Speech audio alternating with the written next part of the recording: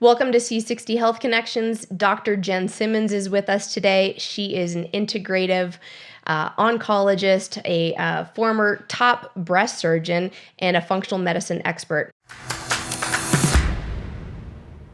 Jenn, so great to see you today. Thank you for joining us on Thank you C60 for Health having Connections. me. I love being here and I love seeing you. It's been a while, so I'm happy to see your face. Thank you. Will you start us off? Just give us a little bit of insight into your background and how you became an expert helping women reclaim and take back control over their health. Yeah. So, my title is actually the doctor with the answer to breast cancer, and I don't come by that title easily. I was born into a breast cancer family. My first cousin was a woman named Linda Creed. She was a singer songwriter in the 1970s, 1980s. She was beautiful, brilliant, really like larger than life, the queen of Motown sound in Philadelphia. And she was my hero. And sadly, my childhood was filled with breast cancer, and this was no exception. So Linda wrote 54 hits in all. She was literally a rock star. Like some people say their cousin is a rock star. My cousin was literally a rock star. So she wrote 54 hits, but her most famous song was The Greatest Love of All. And she wrote that in 1977 as the title track to the movie The Greatest, starring Muhammad Ali. But it really received its acclaim in March of 1986 when Whitney Houston released it to the world. And at that time, it would spend 14 weeks at the top of the charts. Only Linda would never know that because I still can't tell the story without crying. She died of breast cancer, metastatic breast cancer, just 1 month after Whitney released that song. I was 16 years old when my hero died. Linda's life and ultimately her death gave birth to my life's purpose. I did the only thing I knew how to do. I became a doctor. I became a surgeon. I became the first fellowship trained breast surgeon in Philadelphia. And I really dedicated my life to women with breast cancer because it was part of my upbeing. It was part of my family. It was a part of me. And I never wanted any other woman, any other family, any other community to have to suffer in the way that we suffered. I mean, I watched Linda as she went from this vibrant, beautiful human being to losing her hair, being puffy from the steroids, and then being so exhausted that she couldn't get out of bed, and then being in constant pain when the disease had spread to her bones. And so I knew, even as a child, I knew how devastating this disease was, and I really wanted to make a difference. And I did for a really long time. And at one time, I'm running the cancer program for my hospital, and I'm doing really innovative things in the operating room and really think that I'm making a huge contribution. And I'm a surgeon and I'm running the cancer program, and I'm a wife and a mother and an athlete and a philanthropist. And I have all these balls in the air, and I think I'm an expert juggler, and I think I'm immune to everything. And one day, everything comes crashing to the ground. And I wind up in the office of my friend and colleague, who is now, unfortunately, my doctor. And he's telling me that I need to have surgery and chemoradiation and take lifelong medication. And I completely appreciated the irony. I mean, these are things that I said all day, every day to people without hesitation and without reservation. And yet, when the words were coming at me, I was having an out of body experience. And call it God, call it universe, call it whatever you want to call it. I walked out of that office that day and refused treatment. I knew that it was standard of care. I knew that, my friend told me that I was going to die. And quite frankly, the way I was feeling, it's not that I didn't believe him, because I felt like I was going to die. I mean, I literally went from someone who could play 3 hours of tennis and ask if anyone still wanted to hit to I could not walk across the room without being out of breath. And my thyroid was failing. And I knew that. I knew that. And I knew that if I didn't do something, I was going to die. And the something that I chose was figuring out how to heal myself. I somehow instinctively knew that there had to be another way. And so I went on a journey. I went on a journey, a selfish journey. This wasn't about how to make the world better. It wasn't about how to improve the lives of my patients. This was about me. But God puts us on paths for a reason. And shortly after my diagnosis, I was listening to Mark Hyman speak. Now, many people know who Mark Hyman is now, but at the time, he was not well known. And he walks onto the stage and he introduces himself as a functional medicine physician. And at this point, I'm a doctor for 20 years. And I say to myself, there is no such thing as a functional medicine physician. What is this quack talking about? And that was really my visceral reaction until I remembered that I was sick. And there was a reason that I was there. And I decided to check my ego at the door and shut up that voice inside that is so resistant to change and listen. And thank God I did, because within 5 minutes of that man speaking, my entire world made sense. And I knew the reason that I had to walk that surgery walk for 20 years. And I also knew where my next chapter was taking me, because what he was talking about made my whole world make sense. And I knew that that was the reason that I got sick. I knew that I got sick because there was no other way that I was going to listen. Now, I don't want to pretend that my journey was easy. It wasn't. It took me 3 years to heal myself. And I'll assure you that there were more bad days than good. And I needed lots of help along the way. I needed to be picked up many, many, many times. However, I would have never done it. I would have never taken this journey. I would have never opened my eyes to what was wrong with what I was doing before and what is so right now. I would have never known the potential that I know now had I not gotten sick. Because unfortunately, we don't listen to whispers. We don't listen when our body talks. We only listen when it screams. And I had to have the screams. I had to hear the screams. I had to heed the screams. And I did. I did. And there is another side. And now, as a functional medicine physician, I look at each person so differently.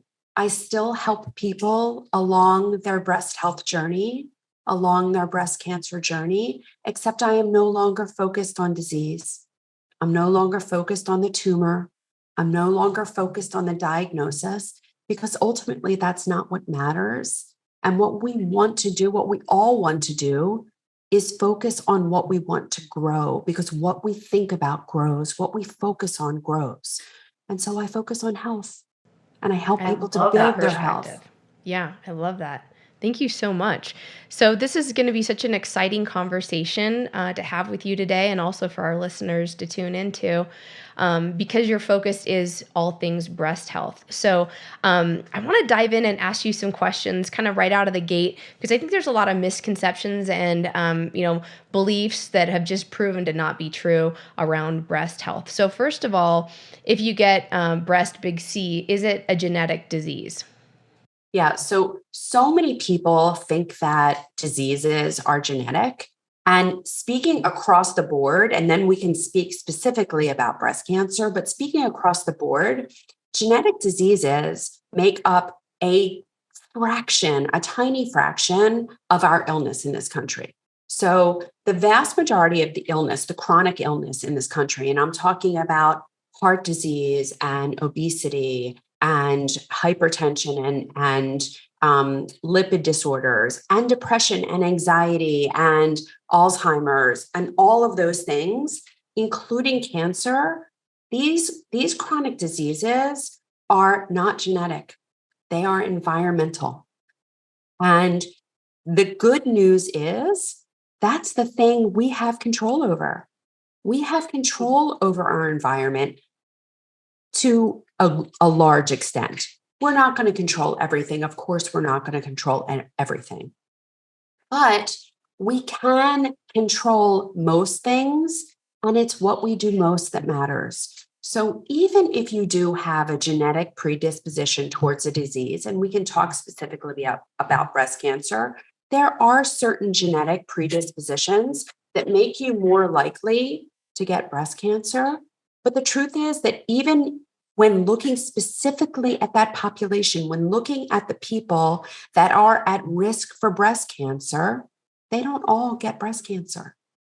And that's because the environment plays a role.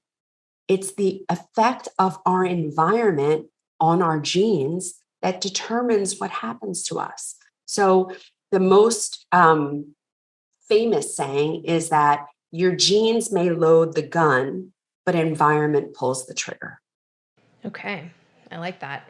So let's talk about some of those toxins in our environment. Help us understand what are some of the top environmental toxins that people should have an awareness of that they can feel empowered about removing or eliminating from their environment. Kind of the first thing that I want to talk about, because it is almost 100% present when I see someone with a new diagnosis of breast cancer. The first thing I ask them is, tell me about what has been happening in your life over the last year, 2 years, 3 years. Because invariably, they're going to tell me about a death in the family, a divorce, a sick child, a sick parent. They were a caregiver. They had to move. They lost a job. They got a new job. They're going to tell me about some very serious stressor. And stress is as toxic as it comes. And, I often talk about the toxins in our environment and detoxification, but we all have to remember to take the trash out. And what I mean by that is that so many of us suffer in relationships, not realizing that they have a serious detrimental impact on our health. And if you are encountering someone frequently on a daily basis that is upsetting you, that is translating. That is changing your chemistry. And so it's the same thing as breathing in gasoline fumes every day. It's the same thing as encountering a toxin every day. We don't realize it because it's invisible and we're surrounded by so many invisible toxins.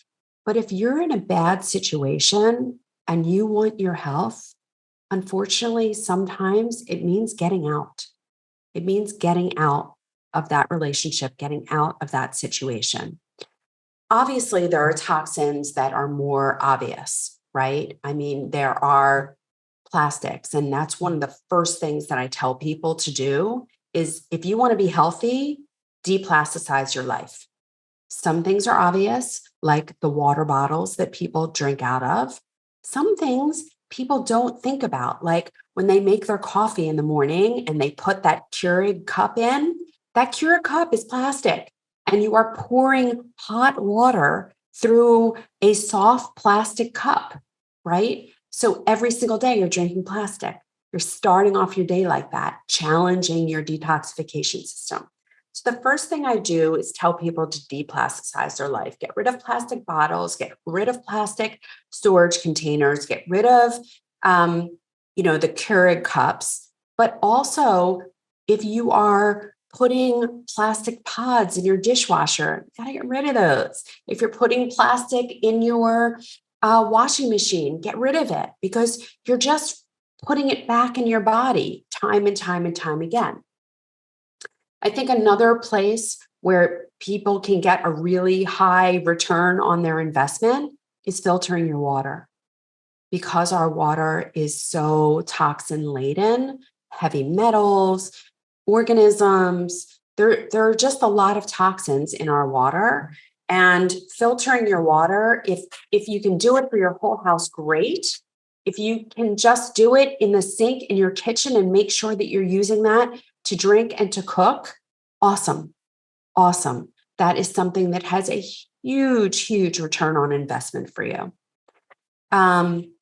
And then there are the less obvious toxins, things that we don't likely think about, but are profound. Like the average woman puts 151 chemicals in and on her before she starts her, day, before she leaves the house in the morning. And so really paring down your routine goes a long way. Look at those ingredients. Use safer ingredients, because it really matters. So, I went from, I'm a product lover, I'm a huge consumer, I totally get it, but I also want my health. And I walk a fine line because I am not genetically healthy, right? Like I am predisposed to not being healthy. And so I really have to be careful about my environment. And so I went from using every product everywhere to I put almond oil on my skin and I have a completely organic skincare, completely organic cosmetics, because I know that that is something that I'm doing a lot, right? I'm putting my face on every day. I'm moisturizing my skin every day. Like that needs to be something that's good for me.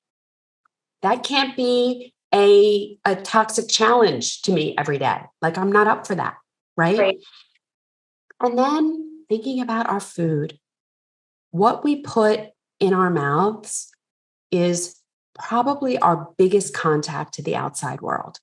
So because 70 to 80% of our immune system is housed in our gut, what we put in our mouth really matters.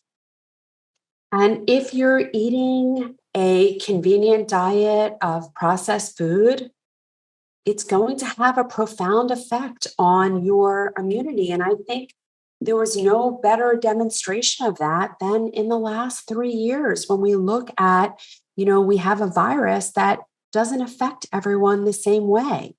And that's because everyone's not the same. And the healthier people, right? We had young people, college students who were completely asymptomatic. And then we had people dying in the ICU. And the reason was the healthy people hardly noticed. And that was a reflection of their immune system. And the people that are not healthy, and, we don't necessarily think about heart disease or obesity or asthma or COPD as a failure of the immune system, but it is. Because these are all immunocompromised states. And so, if we think about health, in order to have health, we have to have a healthy immune system. Like those two things have to go together. And if 70 to 80% of your immune system lives in your gut, you have to have a healthy gut. It's like a non-starter. So on that front, yeah, if you're eating processed foods or fast food with any kind of regularity, then you're likely consuming some glyphosate. So will you tell us a little bit about your perspective on that as it relates to breast health and overall health and wellness? Absolutely. One of the first things that I tell people to do is to give up grains. Okay. And So many people are shocked by that. They don't like to hear that. They love their oatmeal in the morning. Or, what about brown rice? What about Yeah, a lot of people really think those things are healthy. So tell us more about that. Yeah. Okay. So first of all, we've been conditioned to think that, right? The government says whole grain goodness, whole grain goodness. The reason that they say that is because these are subsidy crops. These are crops that are being subsidized by the government. And it is an agreement that they will push that agenda so that they can sell more of them. And the truth is that we have no nutritional need for grains, none. And if we never had another grain again, we would suffer no nutritional deficiency. And yet, it is the bottom of our pyramid. It is the staple of the American diet, grains and flours of grains. The reason that I am so against grains, besides it not having any nutritional value, because we can talk about other things that also don't have nutritional value, like sugar. But as far as grains are concerned, grains are the seeds of grass. Grass is consumed by ruminators. Ruminators have a very, very different digestive tract than we do.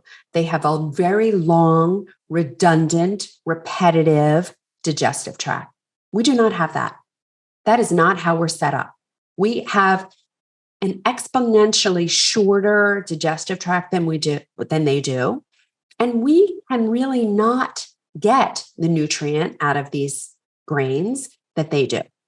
And so for us, when we can't crack the code, it actually is inflammatory, because when we eat things that we are not meant to eat, your immune system, which the charge of your immune system is to figure out if what you're eating is food or not food. So when we give it things that our bodies, human bodies, don't understand as food, your immune system says, what the hell is this? We have to mount a response. These are the bad guys. These guys can't come in. Let's make antibodies against them. And so they do. Now, wheat is probably the biggest offender in this area. And I'm going to talk about the many, many, many reasons to not consume wheat. But let's start with, even if you think in your mind, well, we consumed wheat in biblical times. I mean, we've been consuming wheat for thousands and thousands That's and an thousands argument of many people. That's definitely and an that argument. is true. I will not argue with that. That wheat was Eichhorn wheat. Eichhorn wheat has 14 chromosomes. That is not the wheat that we are eating in this country. The wheat that we are eating in this country is dwarf wheat. It has 44 chromosomes. It is not the same thing. So even if we did adapt to Eichhorn wheat, and we can argue whether we did or not, but even if we did adapt to Eichhorn wheat, we for sure have not adapted to dwarf wheat. Now, there are many people who cannot eat wheat in this country, and that is the reason that, the non-celiac gluten sensitivity is off the charts. So many people, at least 50% of people have non-celiac gluten sensitivity. And we have probably significantly underdiagnosed the percentage of people that have celiac disease. But regardless of that, there are so many people that say, well, I can't tolerate wheat in this country, but I go to Europe and I eat bread and I eat pasta and I'm fine. First of all, you're eating Eichhorn wheat. They don't grow dwarf wheat in the rest of the world. We are the only country that has genetically modified these crops and passes them off as something that's healthy. They're not. We have genetically modified our wheat. We have genetically modified our corn. We have genetically modified our soy, all to increase yield at the expense of our health.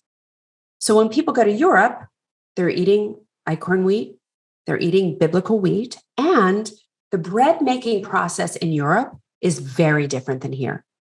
In this country, the bread making process is about 2 to 4 hours. In Europe, the bread making process, it's an art.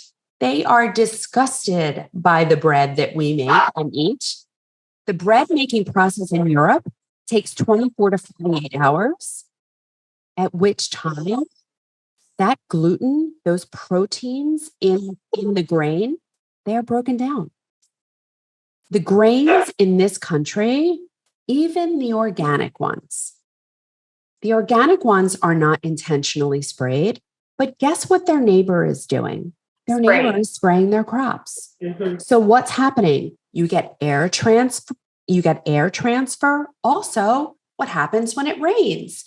Then that glyphosate, that chemical that you're talking about, plus the herbicides, the fungicides, the insecticides, all of that is seeping into it's being sprayed. So you get air transfer and it's seeping into the ground, and they all share the same groundwater. So even those organic grains that you think you're eating are not so organic.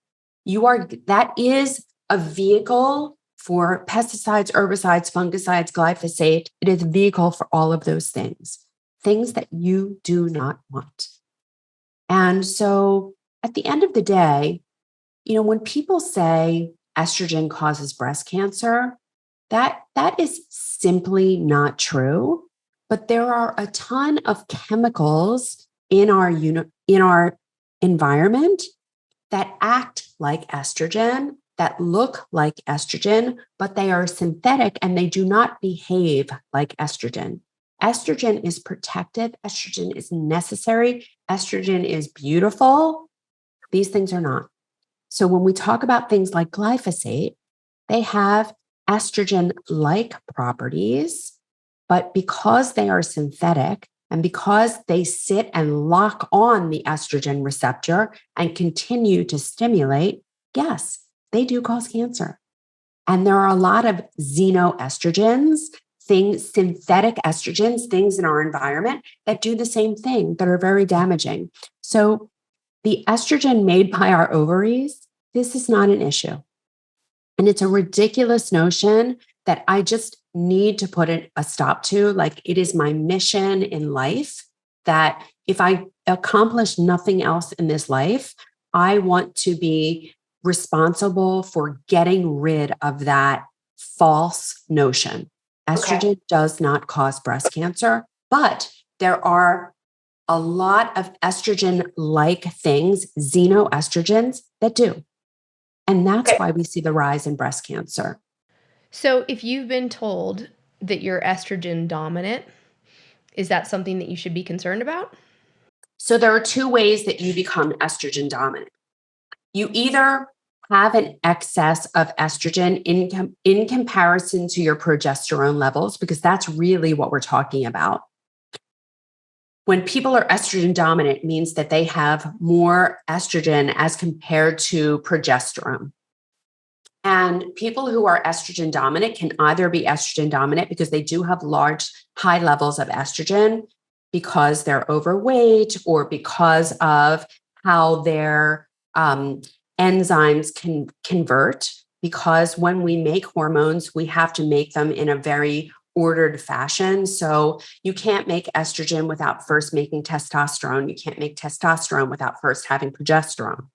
So if you are rapidly converting everything down to estrogen, those people will look estrogen dominant. But the truth is, there's a solution for those people. And the solution for those people is to do everything you can to optimize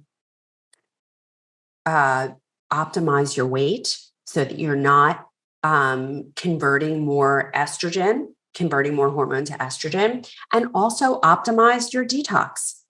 And there are lifestyle ways to do that. There are environmental ways to do that. There are supplements that help you do that. So that is one category of estrogen dominance. The other category of estrogen dominance isn't really an excess of estrogen. It is a loss of progesterone. It's a paucity of progesterone. And that is happening with a lot of women. And that the reason that that's happening is because as stress increases, we make less and less progesterone.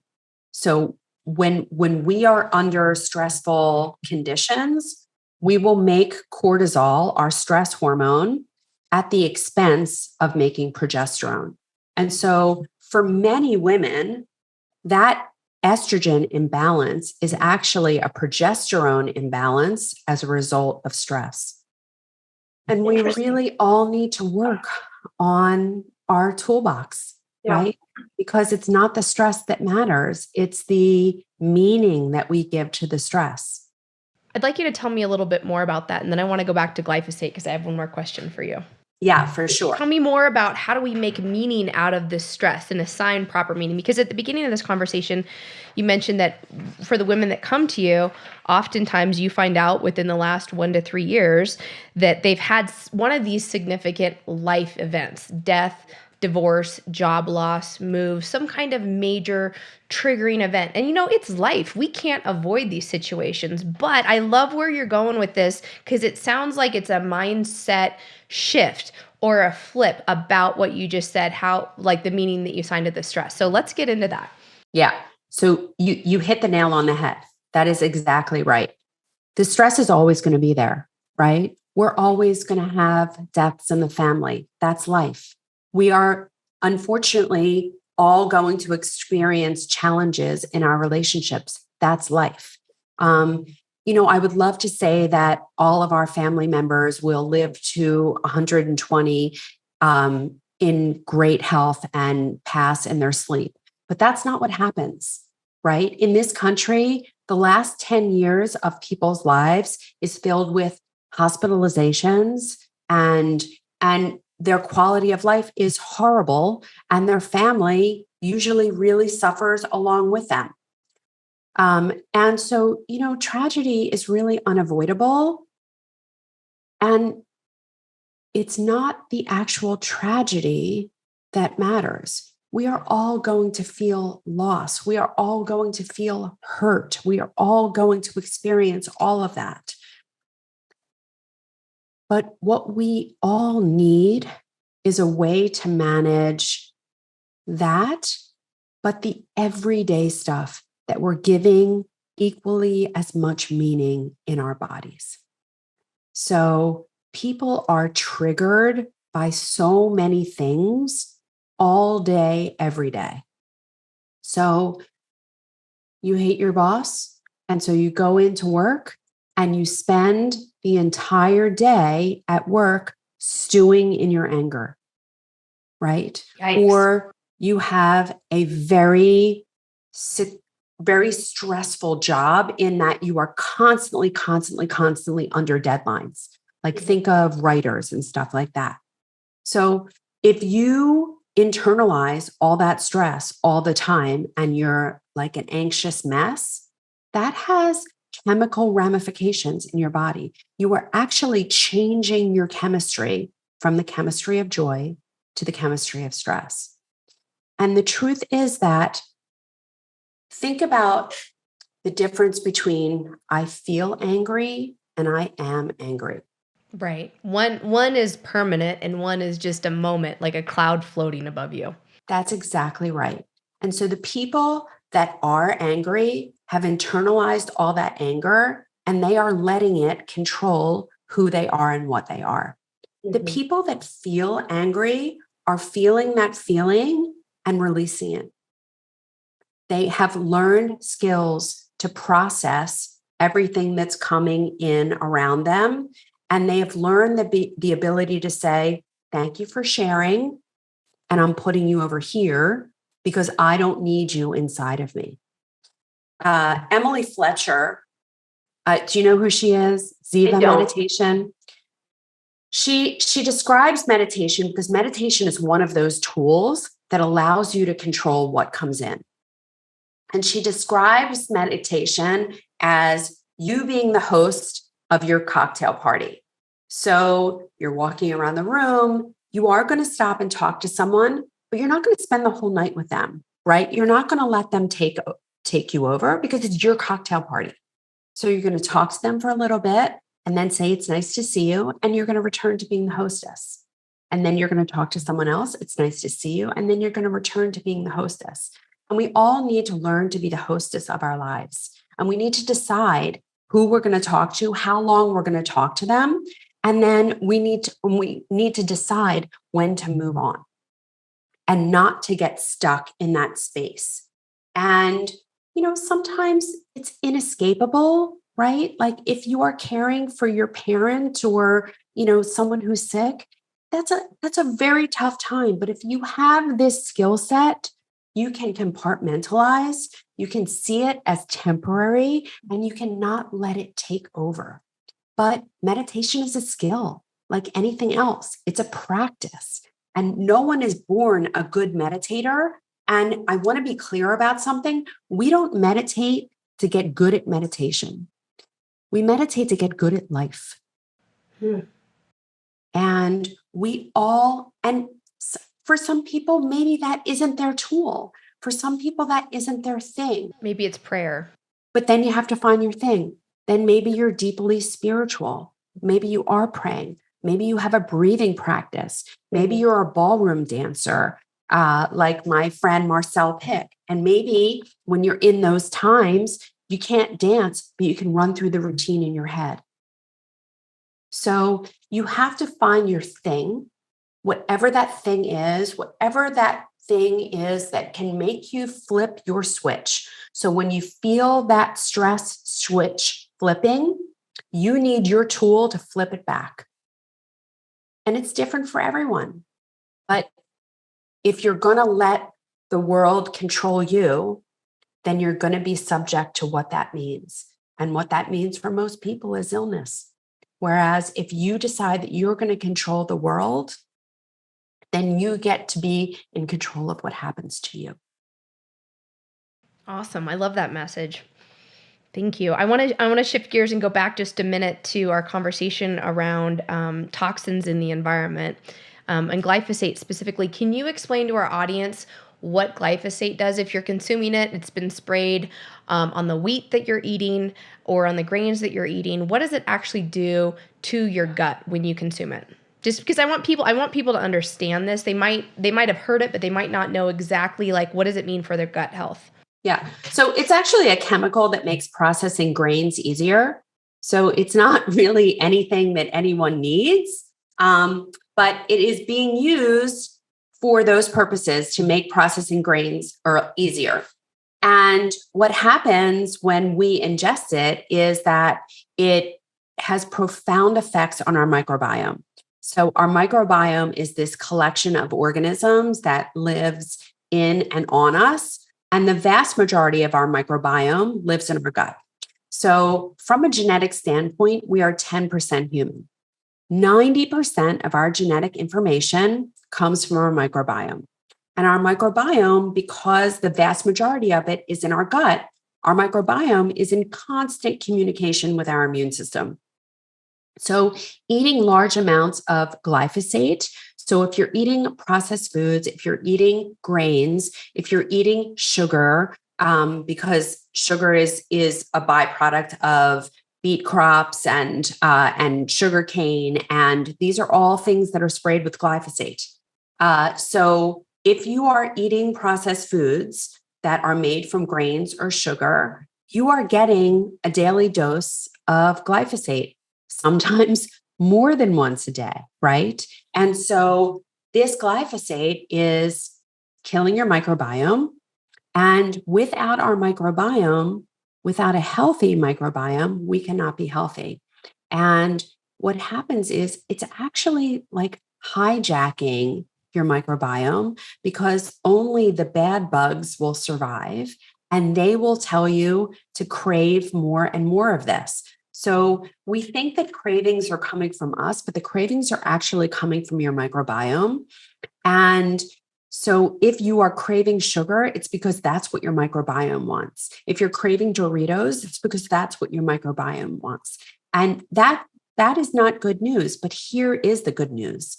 As quickly as we can change our microbiome for the bad, we can change our microbiome for the good. That is good news. Yeah. And abstaining from those foods for just a few days, while it won't be easy, and I do not pretend that getting off a processed food diet is easy. It's not. It is definitely not. But if you abstain for a few days and you can extend that to a few weeks, you will remake your microbiome and those cravings and all of the poor health that came along with it go away. Do you think it's realistic that you can do that in 30 days? If you just put your mind to it and you decided to cut out, these foods that were creating inflammation in your body, do you think that 30 days is enough time to shift that gut and those cravings to a healthier gut? I don't think that you're going to have an ideal microbiome in 30 days, but this is what, and the white knuckling is during that time. Right. So like you do have to have a considerable amount of motivation and self-regulation during that time, because it is a lot of white knuckling during that time. If you have frequent sugar in your diet, if you frequently eat processed foods, that first 30 days is tough. However, you can make significant health gains during that time. And we know that by looking at people's lipid profiles. We know that from looking at their markers of inflammation. You can make significant health gains during that time. Even you'll have a decrease in visceral fat if what you do is replace those processed foods with whole, real foods. So that's the rub, that's the trade-off, is that you have to replace them with foods that are nourishing, foods that are good for you. And I'll tell you that I'm not just talking to talk. This was my life.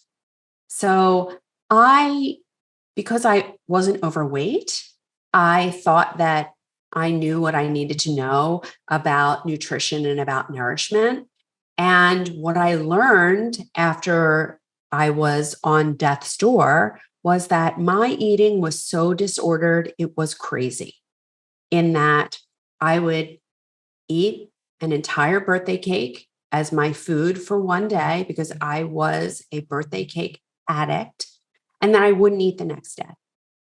And then I would eat broccoli for 2 days, and then I would binge again on another birthday cake, and then I wouldn't eat. And I did it enough to not necessarily gain weight, but what I was reinforcing in my body again and again and again was a really unhealthy microbiome. Right. And so, and I gave in to my cravings because I didn't understand them, and I didn't understand the ramifications or the implications. And so now you could put a birthday cake in front of me. You can put 20 birthday cakes in front of me and nothing, but don't walk by me with a kale salad because I'm stealing that out of your hands. You know what I think is so cool, Jenn, is that you're talking the talk, but you've walked the walk. I mean, it takes a lot to be a top breast surgeon and then to shift gears and totally change your mindset and learn an entirely new field of functional medicine, and to be able to transform your own health so you actually have empathy and compassion towards everyday people who are going through these struggles because you've been there yourself. So I really appreciate that. I do say, like, don't try this at home. I don't recommend it. Disease is not a blessing. It is not a blessing, but it is an opportunity. And I don't want to pretend that, this was all like butterflies and rainbows, because I spent a considerable amount of my time feeling very, very badly for myself, not understanding why God was putting these challenges in front of me. And there were times where I was really, really scared. I mean, my kids were young when I was sick. And I didn't know if I was going to live. I didn't know if I was going to live my whole life. I didn't know if I was going to finish raising them. And I was really scared for a really long time. And it was a hard road. And on top of me just having to heal myself, I went and retrained. So I was at the top of my field. There was no reason for me to leave surgery. Right. And the only reason that I left is because I became enlightened to all the things that were so broken in our medical system. So, I saw it so differently as a provider than as a patient. And as a patient, I realized that, when I was practicing surgery and I was removing tumors, I was not changing the trajectory of the rest of someone's life. No one got healthier under my care because all I was doing was delaying the inevitable. Because ultimately, what happens is that every chronic illness has inflammation at its root. And unless you deal with that inflammation, unless you figure out where that inflammation is coming from, and it's coming from all of these things that we were talking about, right? Mhm. All of these toxins. And there are other toxins like being sedentary, right? Sitting is the new smoking. And for all those people that are sitting behind their desk all day long, I need you to hear that. Like we were meant to be active beings. And if you don't move your body, you lose it. You've got to move every day. You have to move every day, multiple times a day, like no exercising couch potatoes, right? Like going to yoga is great, but you can't sit behind a desk the rest of the day. Right. So there are so many things that our bodies see as toxic. And when I was a surgeon, yes, I was removing the tumor, but I wasn't changing anyone's chemistry. I wasn't changing anyone's physiology because they weren't changing. Well, and this is what is so exciting about this conversation is because people can be really empowered over their environment. So I know that there's more toxins that we haven't covered yet. So what are your thoughts around mold? Because that's a very common toxin in especially in homes and work environments. Mold is a huge issue. And people find it so surprising and they don't understand why their homes have mold. Think about what we do with our homes now. So, hundreds and hundreds and hundreds of years ago, thousands of years ago, people had homes, but they didn't have windows. So air was free flowing. They didn't have basements. Air was free flowing. And then we got modern and we contained everything and we sealed our homes. And guess what we did? We sealed in the moisture. So, what does mold love? It loves moisture. So, we basically set up an environment that promotes mold growth. Hmm. And that would be fine if all humans had the ability to clear and detoxify mold. But unfortunately, 25% of us lack that capability. So 25% of us can't make the enzymes to break down mold, don't have the detoxification capability to break down mold. And so 25% of us suffer. And what I learned on my journey was that I was suffering from mold illness. And that's what probably amongst my disordered eating and my highly, highly, highly stressful life in which I white knuckled through and said, I'm strong, I can do this. So, that was the magical combination for me that led me to life threatening illness. And I think mold is a huge issue for a lot of people. And at least a quarter of the women that I see for breast cancer have current evidence of mold illness. And so I do recommend that everyone check their homes, but more importantly, like open your windows as much as you can. I sleep with my windows open every night because you have to recirculate the air. I work with my windows open. And yeah, sometimes it's freezing in my office because I live in the Northeast. And I wear a couple of sweaters. Sometimes I put a space heater at my feet. Like I do what I have to do because the mold is really tough. And it's nearly impossible to have a mold-free home if you're keeping your windows and doors closed all the time and you're breathing that recirculating air. And there are great air filters. I have an Air Doctor Pro and I have one in my bedroom. I have one in my office. But the very best thing you can do is open your windows and just recirculate that air so that you're getting fresh air in your home. So mold is a huge issue and it has these bizarre symptoms, and they're different for everyone. Like some people have headaches, and some people have rashes, and some people have gastrointestinal stuff. Some people have constipation. Some people have anxiety. Some people have difficulty with sleep. Like there are all these crazy different symptoms. So most of the time, what happens is that people know there's something wrong, but they can't put a finger on it.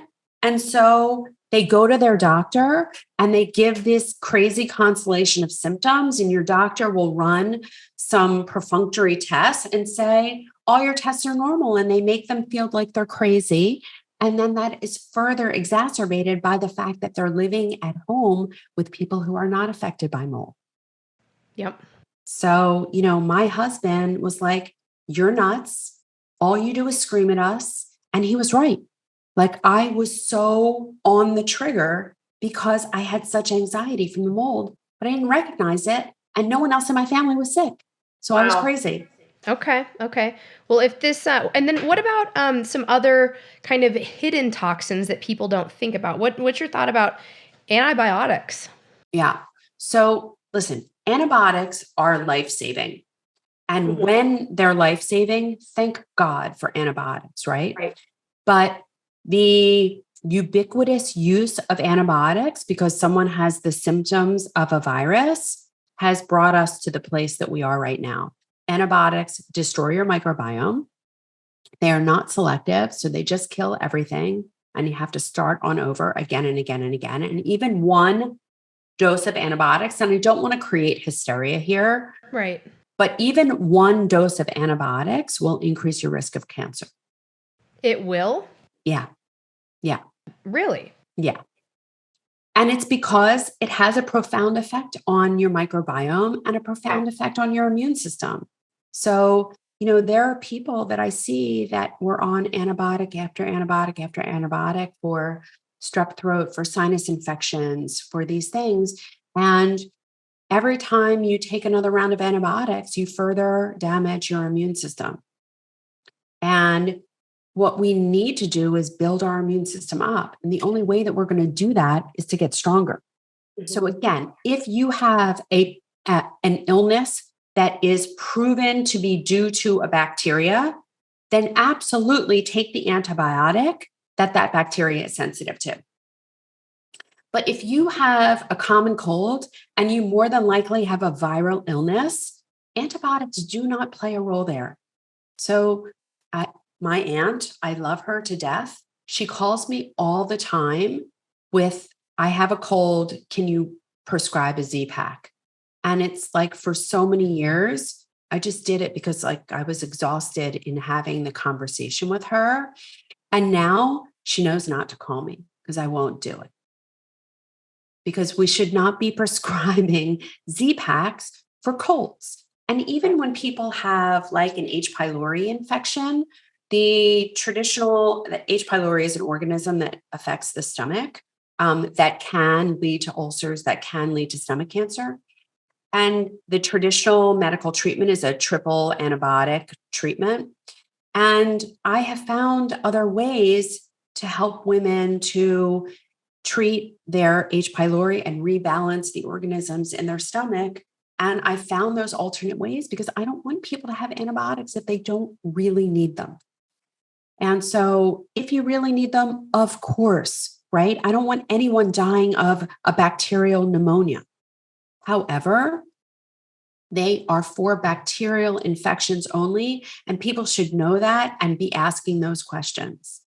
I remember in my functional medicine training, I don't remember which doctor said it, maybe Dr. Roundtree, but he said that when children get an ear infection, you can give them antibiotics and they'll be better in 7 days, or you can just treat the pain and, and get them out of pain and they'll be better in 7 days. Yeah. It's the same, right? And so unless it is really helping you, unless it's making a significant impact, I skip them. And another thing that people need to realize is it's not just the antibiotics that you're taking in your mouth. There are antibiotics all around us. And if you think you're not taking them, but you're eating conventionally raised meat, you are getting antibiotics. Right. If you are eating conventionally raised crops, you are getting antibiotics because many of the sprays on the produce or the grains act like antibiotics. That's what they are.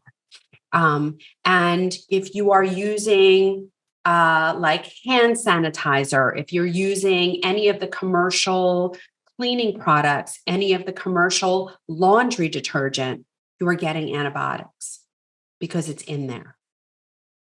It's in there in toothpaste. It's in there in your shampoo, in your conditioner, in your skin cream.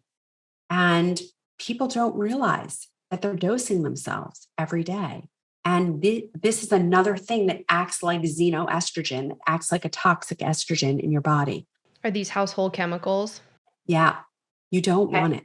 What are the top household chemicals that you recommend people like just avoid altogether? Or if you have them, get them out of your house. Yeah. So scented candles, Okay.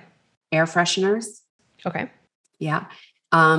Any of the like typical cleaners, house cleaners. And I replace that with, you can make a mixture of vodka, water, and lemon juice, and it will do the exact same thing. And if you're thirsty, you can drink it. And if you're thirsty, and people like get double takes it. Wait, vodka, water, and lemon juice? Did you For your say household vodka? cleaning products? Really, no vinegar, just vodka. So I used to use vinegar, but my children absolutely hate the smell. Okay. And they said, I'm embarrassed that our house smells like a salad. Can you please stop doing that? So now I use vodka and it doesn't have a scent and it does the same thing. Wow. I actually learned that on YouTube and on Instagram, if I'm being honest, but I don't know whose account I learned it from. So if you're listening, thank you. That's a new one. I love it. I love it. Okay. So, Jenn, this has been such an interesting conversation. I mean, we've covered so many different toxins in the environment. I want to ask you a couple more quick questions because I want to be sensitive to your time today. But if you're somebody who has the BRCA1 or 2 mutation, are you destined to get breast cancer? Yeah, definitely not.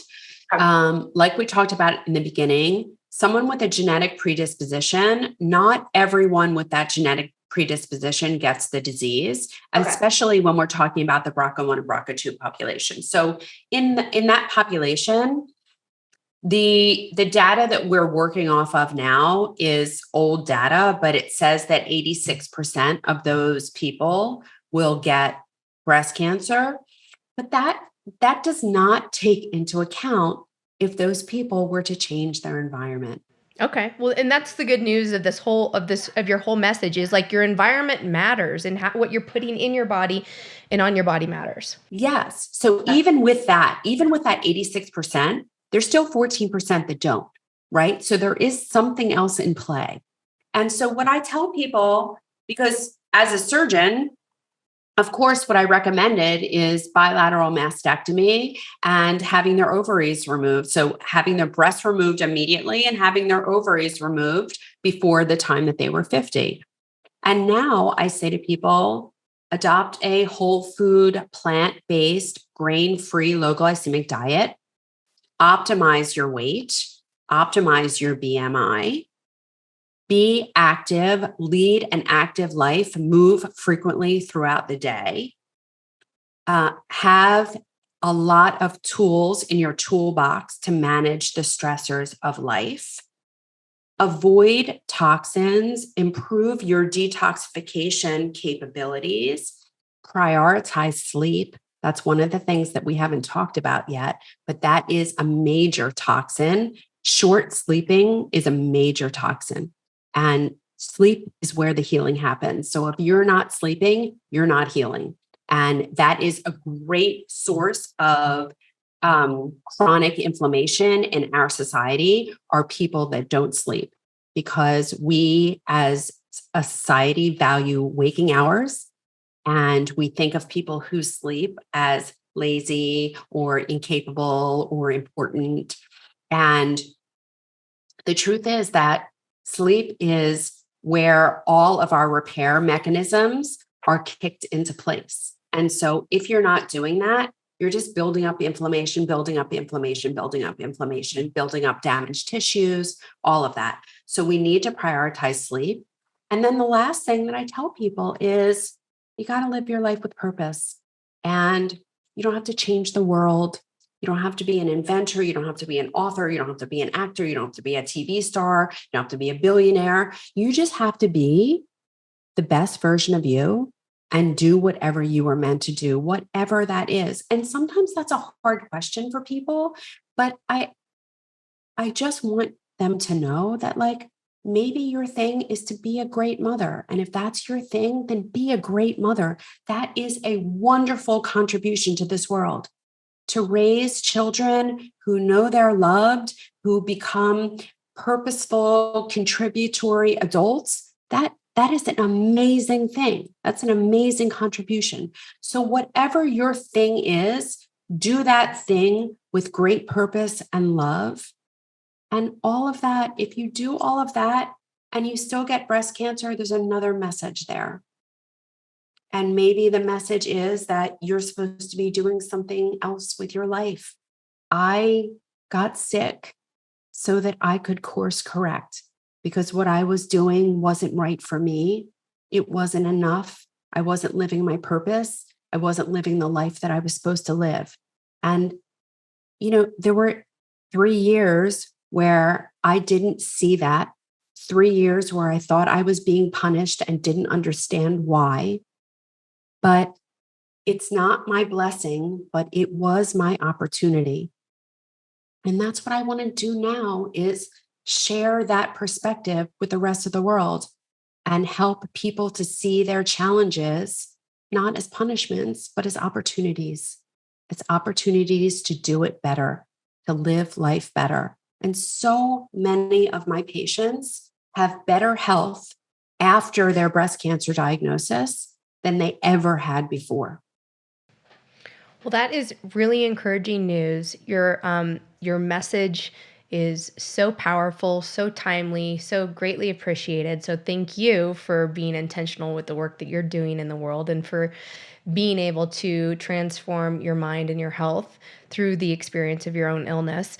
Now, Jenn, if people want to get in touch with you, we're going to pop up all your links here. We're also going to put them in the show notes. But I understand you have a 12-week self-paced course for women who want to reclaim their breast health. Can you tell us a little bit about it and where they can go?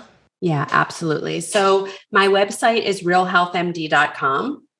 And there you can learn a little bit about me, although you've heard a lot today, a little bit about the course. But I wrote the course. It's called My Answer to Breast Cancer. And I wrote that course based on all the questions that everyone was asking me. Because when people get a breast cancer diagnosis, they don't know what to do. They don't know where to start. The only thing they know is that they don't want to die and they don't want to suffer. And this course are the tools that people need, the foundation that people need to build their health, with the premise that when you build your health, it fosters health and not illness. And so where I take people is from where they are, which is terrified, scared, unsure, not trusting their health, right? I take them to the place where they get their control back. They know what to do.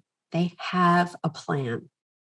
And that is what that 3 months is about. It's about a lot of learning, a lot of implementing, but a lot of support along the way. So we meet every 2 weeks, we meet every other week as a group, and we share our experiences. And then people stay in the group year after year.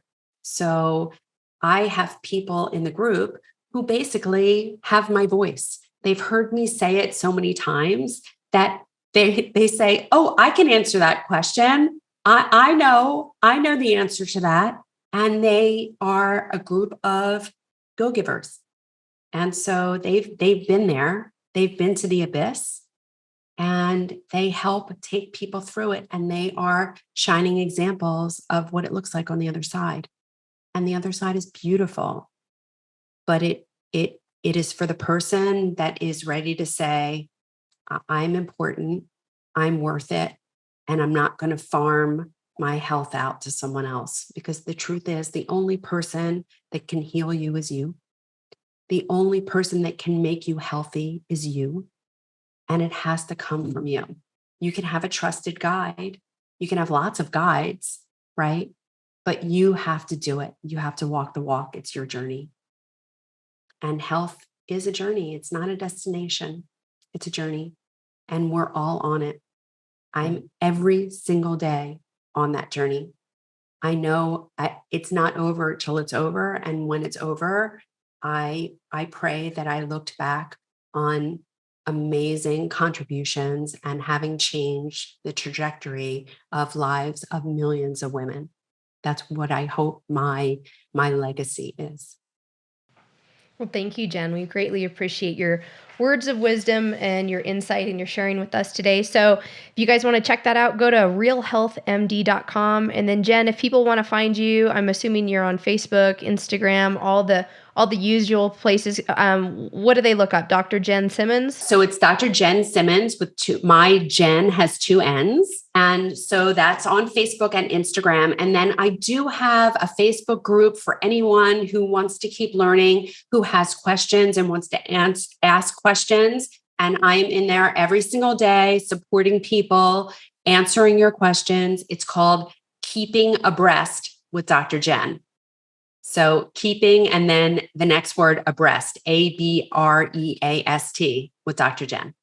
Okay, great. Thank you so much, Jen. We appreciate your time today and look forward to reconnecting with you soon. Thank you. Too. Thanks so much.